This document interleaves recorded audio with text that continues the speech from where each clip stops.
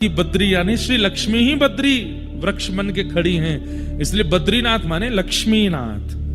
वही ठाकुर जी यहां विराजमान है। ऐसे श्री बद्रीनाथ। इस भूमि की इतनी सुंदरता का कारण क्या है? भागवत में वर्णन है। जब भगवान यहां पर तप करने के लिए बैठे, तो कोई भी तप करने बैठे सबसे पहले सिंहासन हिल जाता है इंद्र का। इंद्र सोचता है कि अब ये तप करके मेरे सिंहासन को लेंगे। इंद्र को यह नहीं पता कि वो त्रिलोकीनाथ हैं। वो चाहते हैं तो तुम सिंहासन पर बैठते हो, लेकिन फिर भी उसको चिंता हो गई। इंद्र ने एक ही बाण है उसके पास सबकी तपस्या भंग कराने का, कामदेव से जाकर के कहा, ये हमारे तप कर रहे हैं ठाकुर जी, इनको कहीं ना कहीं इंद्र की पदवी चाहिए, आप जाकर के कुछ योजना बनाओ। कामदेव बोले, तुम पे एक ही काम है, कोई भी तप करने बैठता है मुझे भेज देते हो। महादेव ने जला करके भस्म कर दिया था मुझको। नारद जी से तुमको कुछ हुआ, नारद जी के लिए भेज दिया। यही करते रहते हो। अभी भगवान तप कर रहे हैं, करने दो उनको। वो नहीं नहीं नहीं नहीं, देवलोक की रक्षा के लिए जाओ। तो कामदेव जब आता है, कोई ऐसा नहीं कि वो पुरुष, वो माहौल बनाता है ताकि चित्त में काम का प्रादुर्भाव हो। और माहौल के लिए उसने क्या किया? सुंदर पवन बहने लगी, सुंदर सुंदर वृक्ष प्रकट कर दिए इन पर्वतों पर। ऐसी सुंदरता फैला दी। यहां थोड़ी दूर पर फूलों की घाटी है, हेमकुंड साहिब जाते हैं वहां पर। ऐसे सुंदर पुष्प हैं, विश्व के सबसे सुंदर पुष्पों की घाटी है यहां पर।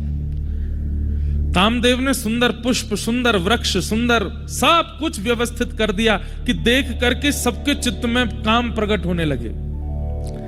लेकिन ठाकुर जी की तपस्या को भंग नहीं कर पाया। ठाकुर जी तो मंद मंद मुस्कान लगे, कोई बात नहीं, अच्छा है। हमारे आश्रम को, ये भगवान का आश्रम है, बद्रिकाश्रम, एक प्रकार से आप ठाकुर जी के आश्रम आए हो। बोले अच्छा है, हम तो तपस्या में बैठे हैं, सेवकगण है नहीं, बढ़िया कामदेव पूरे आश्रम को सजा रहा है, अच्छा है, सजा लो।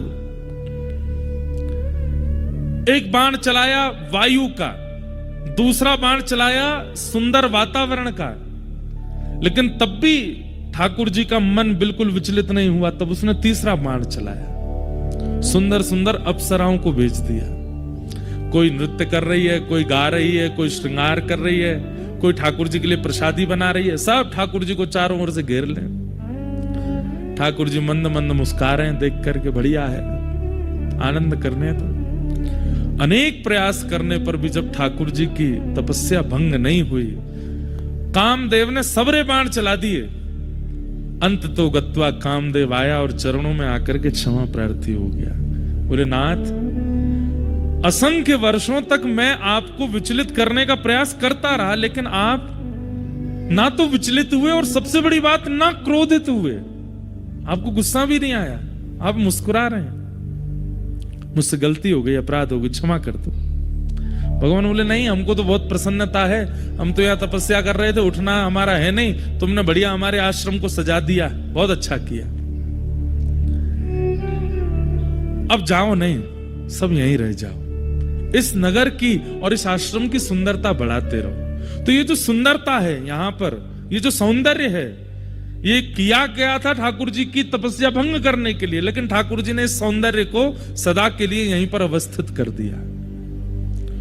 और भगवान ने कहा, देखो, हर तपस्या करने वाला अपनी तपस्या तोड़ दे, ऐसा नहीं है। और ये तुम बात बात पर अप्सराओं को लाके खड़ा मत किया करो।